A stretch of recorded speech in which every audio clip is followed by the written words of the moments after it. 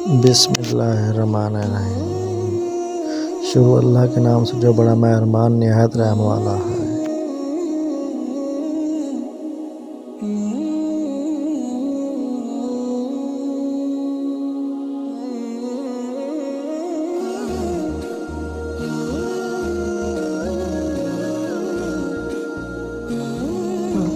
بسم اللہ الرحمن الرحیم۔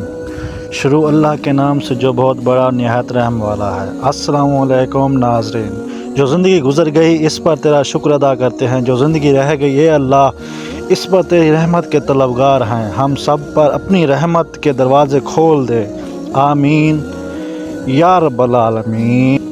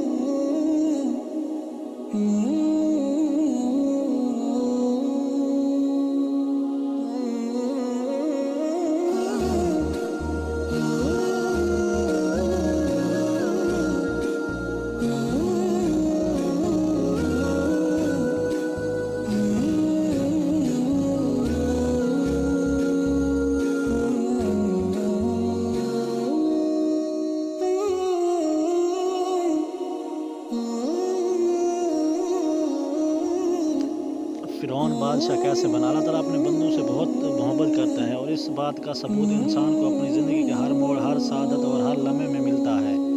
یہ سچ ہے کہ معجزے نبیوں کے لیے تھے اور نبیوں کے بعد معجزات کا سلسلہ ختم ہو گیا، مگر خدا آج بھی اپنے محبوب بندوں کی مشکل وقت میں غیبی مدد کرتا ہے۔ فرق صرف یہ ہے کہ نبی بہترین ایمان والے اور شکر بجا لانے والے تھے، جبکہ عام انسان شکر کے معاملے میں کنجوسی سے کام لیتا ہے۔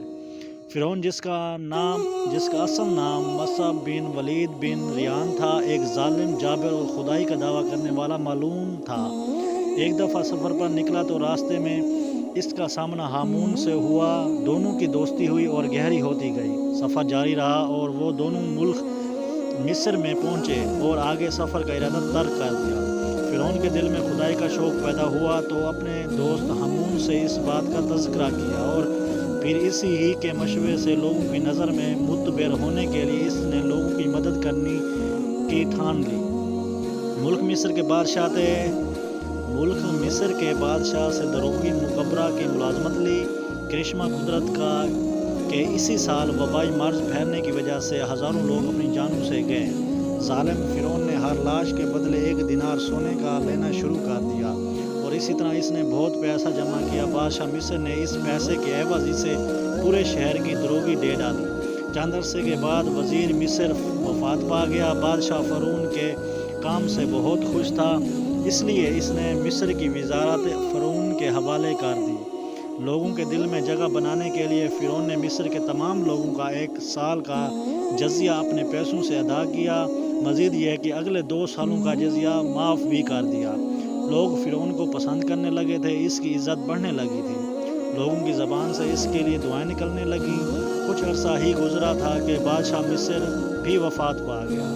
3 دن کے سوگ کے بعد سب کو نئے بادشاہ کی فکر ستانے لگی۔ تمام لوگ دربار میں اکٹھے ہوئے، کیونکہ بادشاہ کی کوئی اولاد نہیں تھی۔ چنانچہ فرعون کی لوگوں کے دل میں عزت اس قدر بڑھ چکی تھی کہ اپنے بادشاہ بنانے پر کسی نے بھی اعتراض نہ کیا۔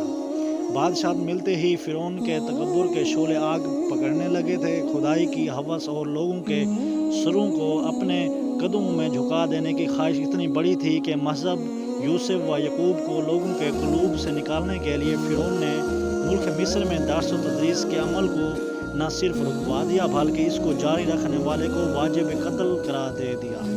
جان بچانے کے لیے لوگوں نے درس کیا چھوڑا کہ ان کے ہاتھ سے خدائے بزرگ و برتر کی رسی بھی چھوٹ گئی۔ لوگ اپنے مذہب سے بیگانے ہو گئے، کسی کو خدا پر برحق یاد نہ رہا، حق کی جگہ باطل لینے لگا۔ مذہب یوسف و یعقوب کے ماننے والے کم ہونے لگے۔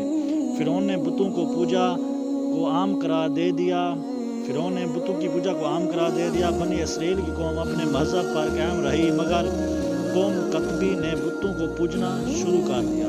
40 سال کے عرصے کے بعد فرعون نے تمام بت اڑوا ڈالے اور خود کو خدا بنا لیا۔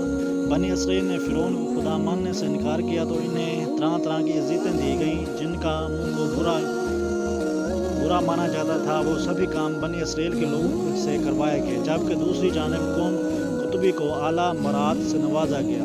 اللہ تعالیٰ نے بنی اسرائیل کو یہ خوشخبری سنا دی کہ انہی میں سے ایک ایسا شخص پیدا کیا جائے گا جو فرعون کے مظالم کے خلاف کھڑا ہوگا اور ملک مصر کو ظلم فرعون سے نجات دلائے گا۔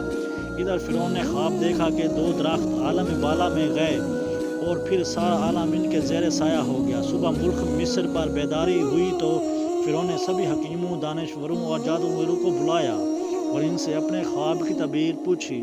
آخر سبھی لوگوں نے متفقہ طور پر فرعون کو اس کے دیکھے گئے خواب کی تعبیر یہ بتائی کہ قوم بنی اسرائیل سے ایک ایسا شخص پیدا ہوگا جو تمہاری حکومت کا خاتمہ کر دے گا، جو تمہاری مملکت میں ایک خدا کا پیغام لائے گا، یہاں تک کہ کل ملک و میراث و نعمت اس کے ہاتھ میں ہوگی۔